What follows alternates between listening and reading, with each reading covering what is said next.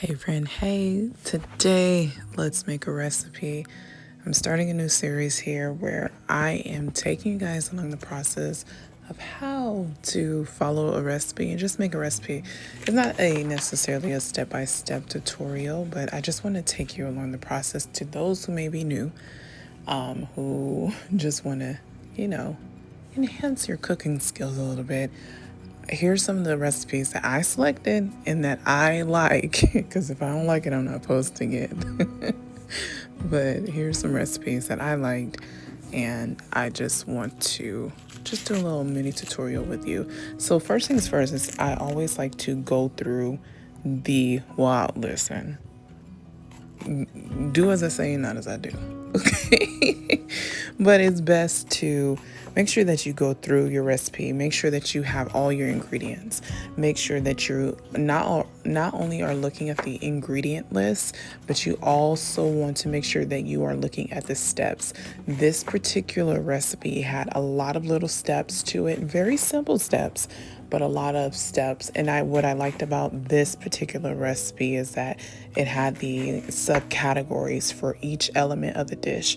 So you had your pickled red onions, which I'm preparing now, and you have your ingredients for your meatballs as well as your orzo pasta. So right now what I'm like to do, and what most people, home chefs, professional chefs, or anybody who has been in culinary will teach you, is that you need to get everything mise en place, everything in its place. And this actually helps just the flow of cooking. And so I'm dicing up all my vegetables, trying to get all my spices together, so that way when it's time to cook, you're not rushing all over the place. You know what I mean? You're not stressing yourself out trying to look for ingredients. Like it's all right there, boo. It's all right there. So the thing about cooking, and that I like I like to encourage people, is like, just take your time with it. Make it fun. I love to just like put on music, and whether it's like worship music, or sometimes I can't do worship. I'm gonna be honest with you. In the mornings I can, but sometimes worship, it will, and praise, Christian music, it will take me somewhere else. A good place, but not a place, not the destination that we need to go to when we're cooking. So I like to put on a lot of oldies, or even like smooth jazz, but you find what works for you. Cooking is a lot more than just, following a recipe and ingredients. I feel like the best meals, it's filled with love. And so when you posture yourself and your environment in an atmosphere of love and joy, and what that looks like for you, maybe you like silence, I don't know, but when your atmosphere reflects what you are trying to serve to your guests, love and joy and happiness, I think it's the secret ingredient to your meals and your dishes. So here's a little tip with garlic. A lot of times when the recipe calls for like minced garlic, I like to grate mine. Baby, I'm not about to sit here and be chopping up garlic. I like to mince mine up. So now I'm just preparing the spices for our meatballs. Y'all, this smells so good. Just this, I remember making this. I'm like, yo, this element alone, the garlic, the onions, and these spices was just like, yes. I just knew at this moment, like, this is going to be really, really good. So, and remember, you can always, like, if you don't like spicy, you ain't got to add it. You ain't got to add it, boo-boo. You don't have to add it. So you can take away elements if you don't like it. If you don't really like onion, you can take it out. I would say maybe onion powder, maybe, but it does add a little bit of flavor. So now we're moving on to our pickled onions. Here is the broth, the brine, and that consists of vinegar, brown sugar, and some water, you guys. Easiest pickles and the best pickles. These were so good. So also what I noticed when I read the recipe is that you needed to saute the onions. And because the meatballs call for it to use an egg as a binder, this is a step that you want to do early. It doesn't say that in the instructions, but if you want scrambled eggs in your meatballs, then by all means put this hot sopping put this hot diced onions and garlic in there, and you're gonna get some scrambled eggs. But no, you need to like saute this a little bit, and then just let it cool for just a few minutes, maybe about 5 minutes or so, you know what I mean? And so I'm just taking it out. I'm gonna let this cool while I prepare the rest of my meatballs. See, everything's just flowing. It's all working together. So here's our ground chicken. I'm going in with the panko crumbs.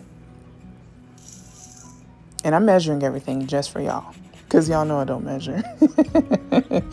But here we go again. Oh, if you are new to zesting lemons, it's very easy, but you want to make sure that you're just getting the yellow parts. So I'm like rotating my lemon around, making sure that I just pick up the yellow. And also make sure that, before you zest, clean your lemons. It's been everywhere, all over that grocery store. Clean them, okay? Now we have our Greek yogurt and our egg. Remember, I said you're gonna add an egg in. So now this mixture is cool. So we're not gonna get no scrambled eggs. Yes, and you just want to give this a mix. You don't want to overmix your meatballs. It's very sensitive, just like a cake. Okay, you just want to get this till it's well combined. This is not the space, okay, where you will need to get out your frustrations. Chicken cutlets, that's your friend. You can get your frustrations out on chicken cutlets. But meatballs, meatballs are delicate. If you overwork it, your meatballs are going to be tough. So you want to keep it light, keep it fluffy, keep it, very demure. Very demure, very mindful. And it'll be well with you. Yes, indeed.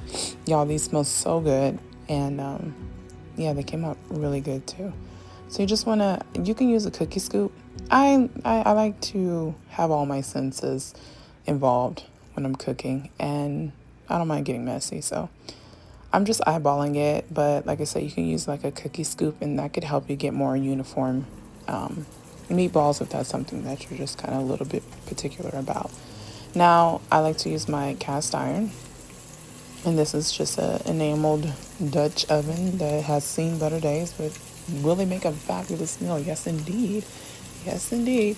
And you want to space these out, okay? You don't want to overcrowd your pot or your pan or whatever you're using, because when you do that and put everything in, it's not going to give you that crispy, crust, caramelized crust to the meat. You need to space it out. The beauty about cooking in like cast iron and stuff, well, anything, but when these little meatballs are done, when the meat is done, you see how it easily releases itself? That's what you want. In a little bit, you'll see like on the far left, I'm going to turn the meatball and it's not going to be ready. It's that when it's a little stuck, that means it's not ready. When it's ready, it'll easily release, just like these ones. See what I mean? That's easy release. You can flip it easy. So now that this batch is done, I'm just going to put this off in a bowl and just put it to the side. And I'm going to continue this process until all the meatballs are done. Now, I never would do this. But the recipe called for you to wipe down the pan. You want to keep this flavor in any other dish. And I don't think you're necessarily like wiping out the flavor itself, but it does have a little bit of extra oil, so I think that's what you were removing. Now we're going in with our orzo pasta, and we're just going to kind of saute this just a little bit, just un poquito, okay, not too much. And you just want to get that mixed around. I forgot to mince up a little bit more garlic, so you saw me earlier adding in the garlic. Here goes our wine. And you just want to stir in that wine until it absorbs into the pasta, which it happened really, really fast. So don't walk away, friend. Just keep an eye on it. And we're going to remove it from the heat. This recipe called for chicken broth. I don't usually have extra chicken broth, but I always have a chicken base, like the chicken bouillon paste. So that's my little go-to. So you see me adding in the water and then that yellow pasty stuff was the chicken bouillon paste. So you're going to put this in the oven for the directed time, and then you're going to take it out, add in some butter. We're going to add in some sherry vinegar and some kale. Thank God I always have kale in my fridge. So I'm going to add in some kale. And here are the herbs. I think it's a little bit of dill and some mint. It's not going to make, I was like, oh my gosh, is this going to make it minty? It doesn't. It adds a little freshness to it. Like it kind of lightens it up as like lemon, if you would to add lemon juice into a dish, and it just adds like a little bit of brightness into the dish. That's what the mint does in this recipe. So don't look at this recipe and be like, oh, I ain't gonna add that element in it. No. It's needed. So just add a little bit in there, and you don't even taste it. But you're gonna get that all mixed up, and then we're gonna go back and add in our chicken meatballs and make this. You can make this really pretty, especially if you're going to do like straight to table and serve. I think it'll look really nice. So, don't slop it around in there. But now we're gonna plate. And so here it is. Y'all look, oh my gosh. I love how this turned out. But y'all, this was so amazing. It was so good. This was definitely what I was craving for the month of March. Just freshness. I just wanted fresh foods, fresh vegetables. And this hit the spot. If you have never tried any meal like this, I highly, highly, highly, highly, highly recommend this. This was like a 10 out of a 10. I'm just garnishing the plate with a little bit of fresh herbs. Here's our pickled onions. Y'all, these onions were so good. The best pickled onions I ever had. And yeah, I did end up making a tzatziki sauce to go alongside with it. And it was just the icing on the cake. But if you guys like this, make sure you like it. And I'll see you in the next video. Bye, y'all.